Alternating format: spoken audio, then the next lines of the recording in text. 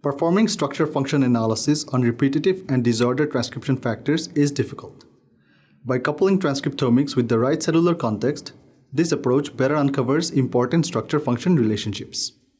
Using RNA sequencing as a functional output allows the effective assessment of all of the genes regulated by a single protein in one experiment, making partial function detection more likely.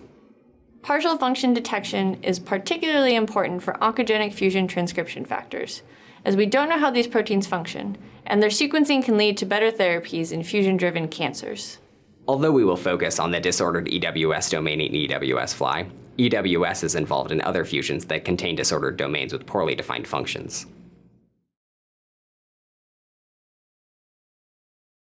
For cDNA expression construct transduction, first quickly thaw the frozen virus with cDNA constructs in a 37°C water bath, and gently mix 2.5 microliters of 8 mg per milliliter polybrine into each vial.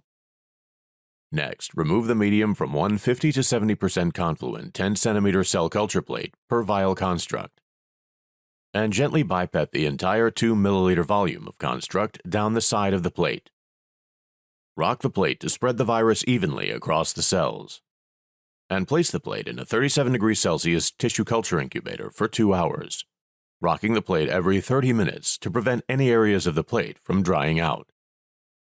At the end of the incubation, add 5 milliliters of medium supplemented with fetal bovine serum, antibiotics, sodium pyruvate, and polybrine. After overnight incubation in the cell culture incubator, replace the supernatant with selection medium, and return the cells to the cell culture incubator.